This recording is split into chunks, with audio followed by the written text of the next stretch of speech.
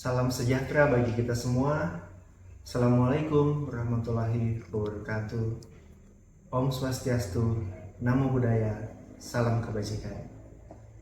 Perkenalkan, saya Dr. Alfa Supit, MBMSc PhD, seorang staf pengajar mata kuliah biomedik di Prodi Ilmu Kesehatan Masyarakat Universitas Negeri Manado. Spesialisasi saya adalah dalam bidang ilmu biomedik dengan fokus pada integrasi konsep anatomi, fisiologi, dan patologi manusia dalam konteks kesehatan masyarakat. Pada kesempatan ini, izinkan saya memaparkan pernyataan dosen terkait unjuk kerja Tridharma Perguruan Tinggi pada bidang pengajaran sebagai salah satu syarat sertifikasi dosen Kemendikti-Saintek. Sebagai seorang pendidik dan peneliti, dedikasi utama saya terfokus pada pengembangan penelitian kesehatan yang berakar kuat. Dan saat ini, saya akan menjelaskan salah satu mata kuliah yang saya ampu meliputi delivery, interaction, dan assessment. Mata kuliah biomedik berbobot 3 SKS dengan kode 6123358 merupakan mata kuliah wajib di semester 1 Prodi Ilmu Kesehatan Masyarakat yang dirancang untuk membekali mahasiswa kesehatan masyarakat dengan pemahaman mendalam tentang keterkaitan antara struktur dan fungsi tubuh manusia atau anatomi fisiologi, mekanisme penyakit atau patofisiologi, serta aplikasinya dalam upaya promotif preventif kesehatan masyarakat. Materi ini mencakup sistem tubuh utama seperti sistem saraf, endokrin, kardiovaskuler, pernapasan, pencernaan, ekskresi, imunologi, dan juga mikrobiologi serta parasitologi dengan pendekatan berbasis kasus nyata di masyarakat seperti stunting, tuberkulosis atau TBC, hipertensi, dan penyakit-penyakit lainnya. Dalam setiap pengajaran biomedik, saya sengaja menanamkan benih keingintahuan ilmiah dalam diri mahasiswa melalui pendekatan reflektif. Saat membahas keajaiban sistem tubuh manusia misalnya, mulai dari kompleksitas komunikasi seluler hingga kecanggihan respons imun, saya sengaja menciptakan ruang bagi mahasiswa untuk mengajukan pertanyaan mendasar dan mencari jawabannya sendiri. Karena justru dalam momen ketika kita bersama-sama menyadari bahwa semakin banyak pertanyaan yang belum terjawab tentang tubuh manusia, semangat penelitian itu muncul dalam perkuliahan. Di saat itulah saya memotivasi mereka. Mungkin ini adalah pertanyaan yang akan Anda pecahkan di masa depan. Adapun capaian pembelajaran lulusan yang dibebankan pada mata kuliah biomedik ini adalah yang pertama, menunjukkan sikap bertanggung jawab atas pekerjaan di bidang keahliannya secara mandiri, khususnya dalam bidang penanggulangan penyakit. Yang kedua, menguasai prinsip dan konsep-konsep metode pengelolaan permasalahan kesehatan masyarakat, meliputi administrasi dan kebijakan, statistik, epidemiologi, promosi, serta pengelolaan data kesehatan, mampu melakukan kajian dan analisis masalah kesehatan pada masyarakat tingkat layanan primer, serta menjelaskan ruang lingkup penyakit yang terdapat dalam komunitas dan upaya pencegahan serta pengawasannya.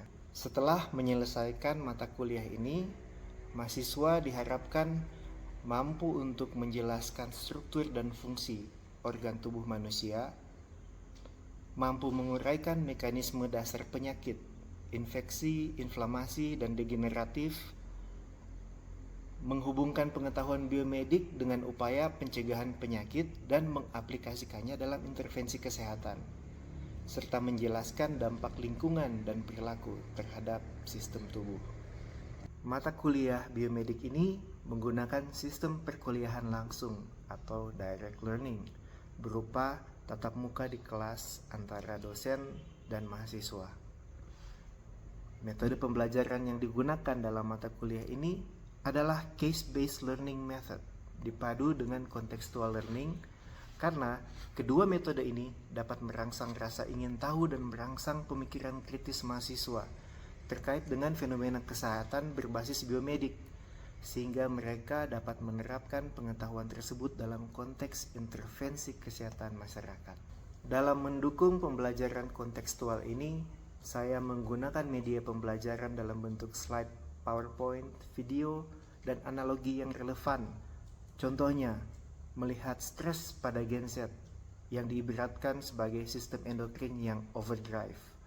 Mengapa mahasiswa yang in the course banyak yang sakit mah? Dan berbagai pertanyaan relevan lainnya. Dalam kuliah-kuliah yang saya berikan, seperti yang sudah saya katakan tadi, saya juga selalu berusaha memberikan stimulus berupa pertanyaan yang membuat rasa ingin tahu mahasiswa bergejolak, sehingga mereka termotivasi untuk menemukan jawabannya secara kontekstual. Terutama karena mata kuliah ini banyak membahas tentang tubuh mereka sendiri. Sementara itu, metode studi kasus yang saya gunakan adalah memberikan studi kasus nyata terkait dengan topik biomedik yang dibahas pada minggu tersebut. Dan jika memungkinkan, akan dikaitkan dengan kasus nyata yang sedang aktual pada saat tersebut. Misalnya kasus lokal, keracunan pestisida, KLB, TBC, rabies, atau demam berdarah, lalu dikaitkan dengan teori biomedik. Lalu mahasiswa diberikan tugas untuk merancang rencana intervensi dan dilaporkan pada pertemuan berikutnya. Penilaian mata kuliah biomedik ini terdiri atas 4 indikator, yaitu kajian kasus, tugas kreatif, ujian tengah semester, dan ujian akhir semester. Kajian kasus dengan bobot 50% dinilai dengan menggunakan rubrik unjuk kerja dan partisipasi, kemampuan analisis, dan aplikasi konsep. Tugas kreatif berbobot 15% dalam bentuk poster edukasi, infografik, atau proposal mini intervensi kesehatan. Sedangkan ujian tengah semester dan ujian akhir semester itu bobotnya masing-masing 15 dan 20%. Ujian ini berbasis esai kasus dan pilihan ganda yang terintegrasi.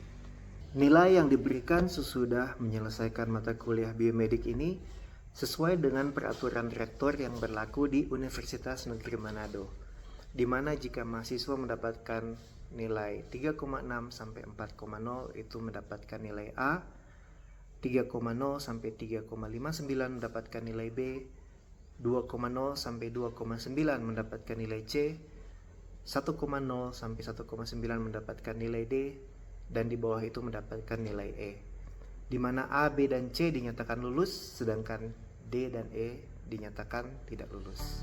Melalui mata kuliah ini, mahasiswa tidak hanya menjadi konsumen ilmu, tetapi juga calon peneliti dan praktisi kesehatan yang mampu menjembatani biomedik dengan kebutuhan masyarakat.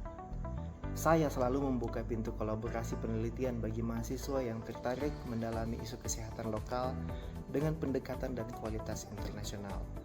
Saya mengundang Anda untuk menyaksikan video pembelajaran langsung mata kuliah biomedik tentang sistem pencernaan. Saya Dr. Alfa Supit, dosen biomedik Prodi Ilmu Kesehatan Masyarakat Universitas Negeri Manado. Salam sehat. Oke, selamat siang semua. Terima kasih datang di kelas ini. Ini mata kuliah apa? Kalian sampai di kelas A. Nah, mata kuliah biomedik ini akan mempelajari tentang ilmu yang berhubungan dengan kedokteran, medik, biomedik. Sebelumnya, jika saya tanya, di sini saya dari SMA jurusan IPA. Katakan IPA, ada ITS. Oke, bahasa ada.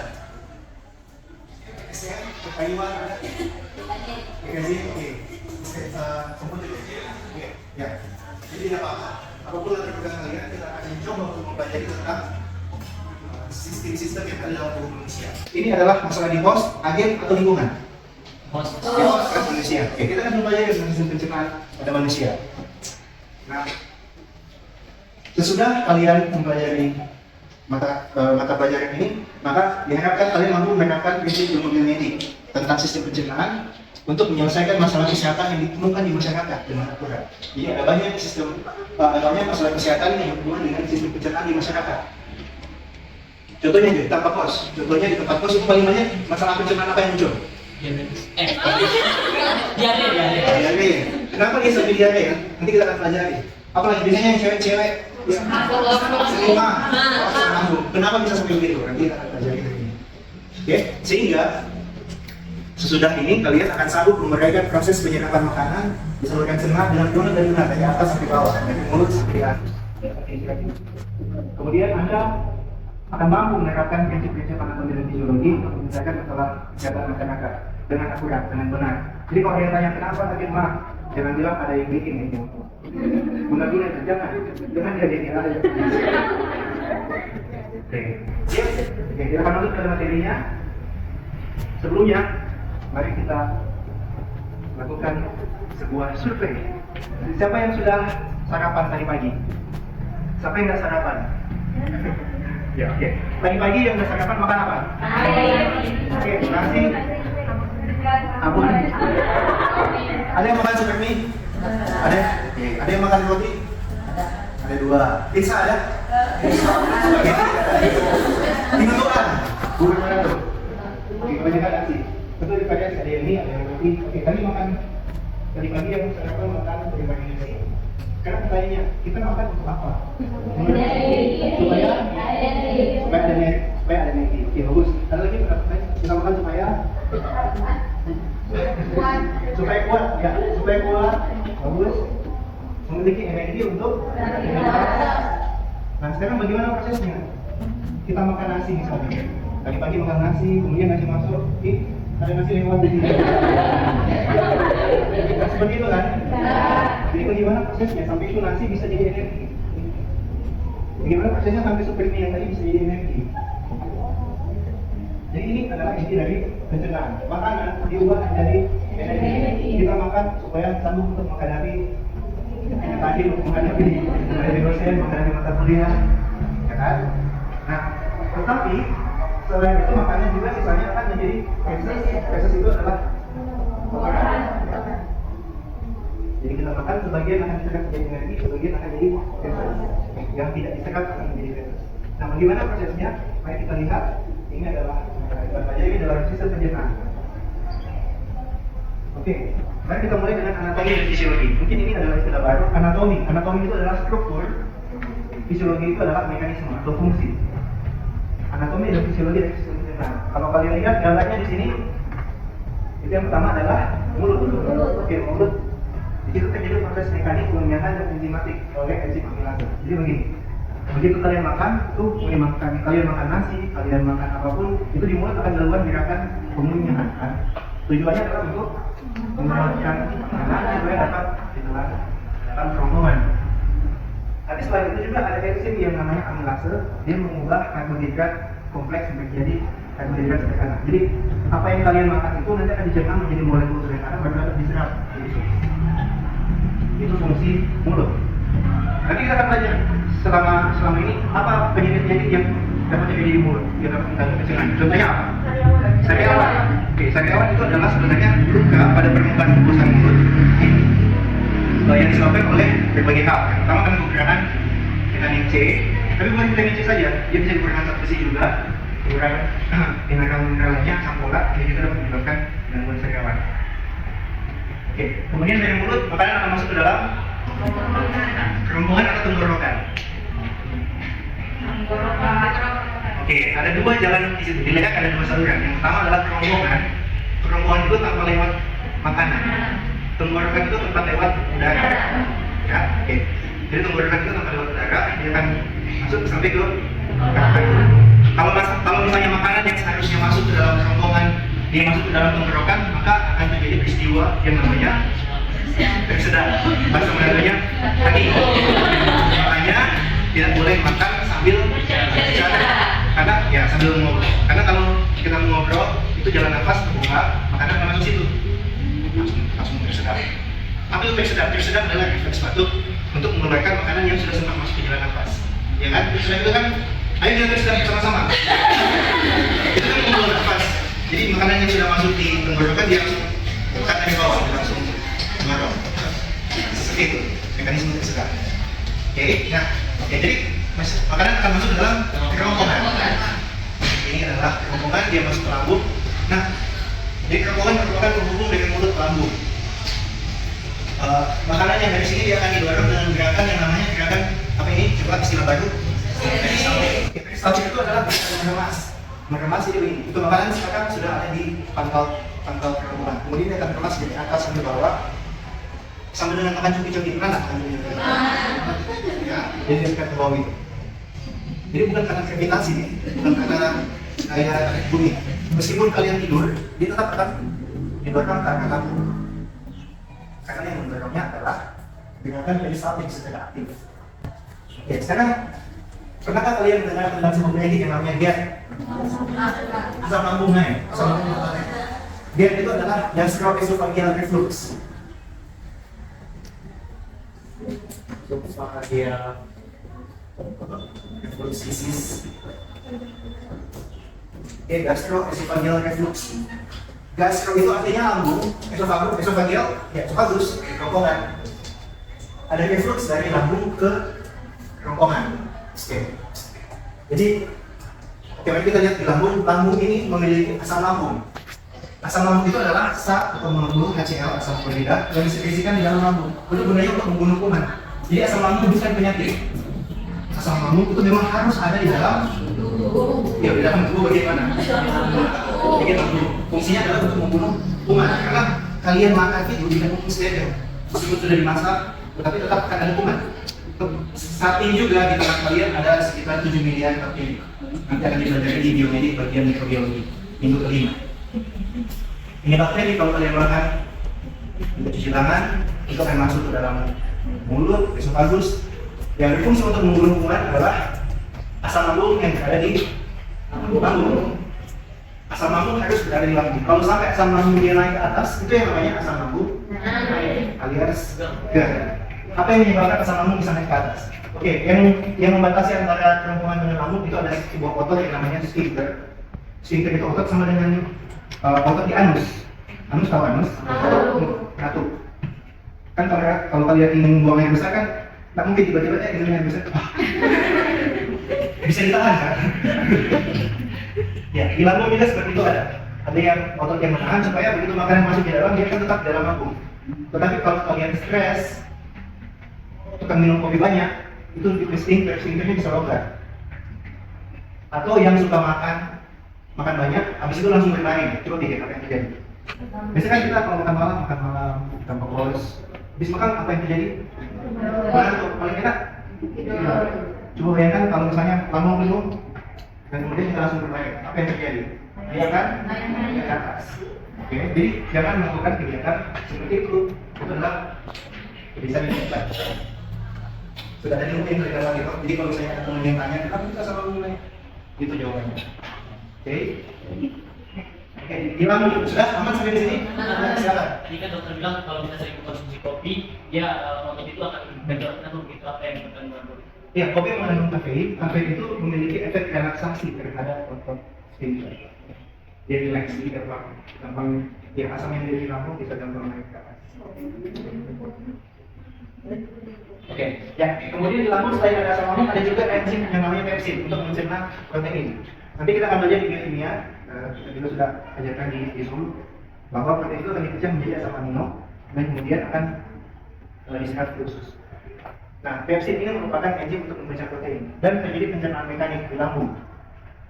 Jadi pencernaan mekanik itu lambung kan seperti kantong di sini letaknya. Dia letaknya di sebelah kanan atas abdomen sampai ke bawah hati bagian tengah. Kalau ini lambung terisi makanan, bagaimana caranya lambung untuk dapat mengumat makanan? Lambung ini berbentuk seperti kantong yang dapat terisi makanan. Kemudian kalau kita lihat dinding lambung itu terdiri dari otot. Ini otot semua ini. Jadi fungsi dari otot adalah untuk berkontraksi kan. Jadi waktu dikontraksi dia akan meremas makanan. Jadi waktu dia meremas makanan akan dihaluskan. Oke. Sekarang coba bayangkan kalau tidak terisi makanan, kemudian dia meremas, apa yang terjadi? Dinding dengan dinding akan saling menggesek dan itu dapat terjadi penyakit yang namanya gastritis atau ulcus pepticum atau yang biasa disebut sebagai sakit mah. Ya, jadi sakit mah itu merupakan efek samping karena seharusnya sudah terisi makanan tapi kosong dan kemudian lambung akan saling melakukan gerakan untuk melumat, tapi karena kosong jadi dinding dengan dinding itu ketemu, dia bisa sampai luka. Ini bagaimana supaya tidak sakit mah? Gampang sekali. Makanlah secara waktu. Jadi kalau misalnya ada ulcus pepticum, itu di sini sudah ada luka di sini. Itu bisa sampai berdarah, Ya, oke. Ada yang sakit mah di sini? Ada. Nah, begitu kalian mau penyebabnya, ya lakukan saja perubahan perilaku supaya tidak terjadi gangguan pada sakit mah. Ini lanjut ya. Jadi dari lambung, sesudah makanan dihanguskan, dia akan masuk ke dalam usus halus. Usus halus itu terdiri dari 3 bagian. Yang pertama duodenum, jejunum, ileum. Fungsinya adalah untuk penyerapan. Kenapa dia harus panjang? Kenapa dia 7 meter? Jadi usus halus ini dia kalau diurai panjangnya 7 meter sampai di situ.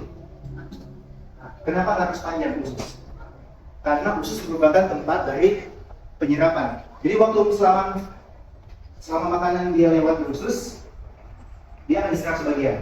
Dia lewat, diserap. Dia lewat, dia diserap.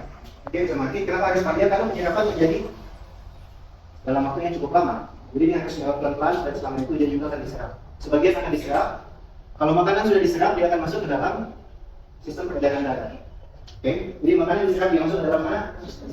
Oke, dia akan masuk ke dalam sistem peredaran darah. Dan sisanya ini yang tidak diserap dia akan pergi ke usus besar.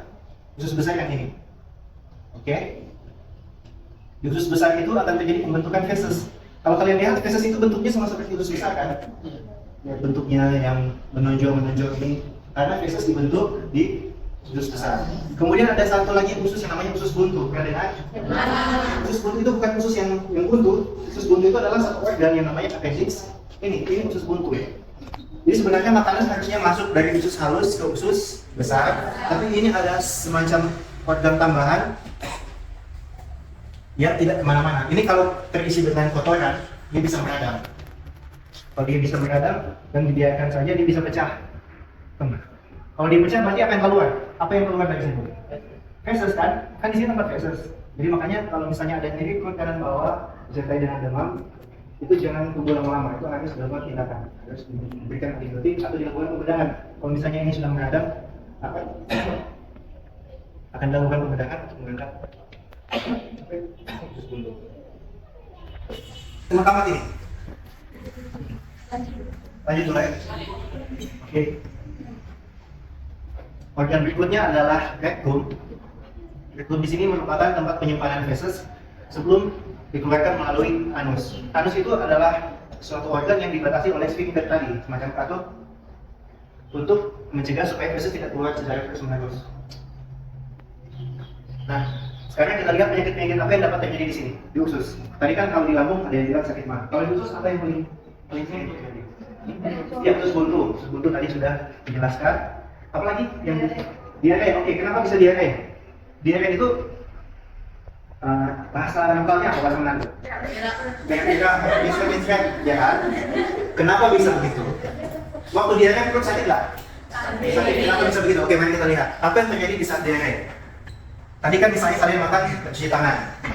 Berarti kuman dari mana? Kuman dari mana? Makan. Kuman dari mana? Oke, kemudian makanan masuk dicerna di lambung. Karena banyak kuman tidak mati semua di lambung dan asam lambung. Ada yang terus sampai ke usus. Waktu kuman sampai di usus, itu usus akan tahu bahwa ini kuman. Ini sesuatu yang berbahaya. Maka usus akan berusaha untuk mengeluarkan kuman tersebut. Oke? Apa yang bisa dilakukan oleh usus untuk mengeluarkan kuman? Kuman sudah dalam usus ini. Jadi yang bisa dilakukan usus supaya kuman bisa keluar adalah mempercepat peristaltik tadi. Dia lebih mengemas lebih cepat atau lebih kuat. Waktu dia mengemas lebih kuat, apa yang akan terjadi? Kalian akan merasa sakit. Begitu.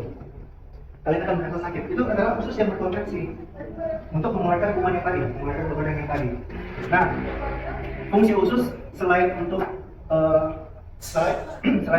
melakukan gerakan peristaltik, dia juga fungsinya kan penyerapan. Kalau dia lewat cepat-cepat, berarti airnya diserap atau tidak? Oke. Kalau air tidak diserap, berarti dia akan dikeluarkan lewat feses. Iya toh? Dia akan dikeluarkan lewat feses. Itulah mengapa diare itu akan terjadi nyeri perut dan BAB cair karena air tidak diserap. Karena dia cuma numpang lewat usus, karena usus sudah berusaha untuk mengeluarkan kuman yang masuk. Bisa mana seperti ini? Caranya bagaimana? Apa yang harus dilakukan waktu terjadi diare? Yang pertama, kalau diare itu, kalau dia di bawah 5 kali, biarkan saja dia diare. Karena itu adalah mekanisme tubuh normal untuk mengeluarkan kotoran. Yang harus dicegah adalah jangan sampai terjadi yang namanya dehidrasi. Kenapa bisa dehidrasi? Dehidrasi itu artinya kekurangan cairan. Kenapa bisa kekurangan cairan? Karena dia keluar kan. Jadi begitu dia keluar, maka diberikan yang namanya oral Kalium. Kalium itu adalah cairan pengganti gel tubuh, mengandung garam kalium, natrium, dan klorida. Oke, jadi cuma seperti itu. Aman? Kenapa kalau lapar perut berbunyi? Kenapa kalau lapar? Seperti sekarang kalian lapar, tiba-tiba berbunyi seperti. Dan untuk menyampaikannya ini pura-pura.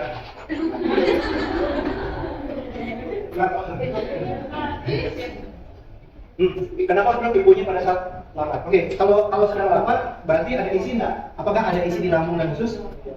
Kalau tidak ada isi, berarti yang ada di dalam adalah angin. Waktu dia ramas angin, berbunyi. Dia. Berarti sekarang sudah bunyi. Sekarang. Oke. Ya, oke. Kemudian banyak sekali penyakit yang ada di anus. Oh, biasanya mungkin ini ambeien. Apa itu ambeien? Jadi ambeien, jadi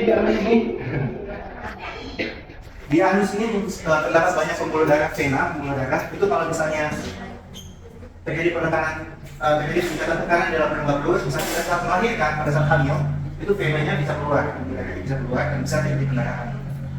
Ya, nanti kita akan belajar lebih lanjut bagaimana caranya supaya tidak terjadi hal seperti itu. Nanti ada sistem reproduksi yang akan belajar tentang kehamilan juga.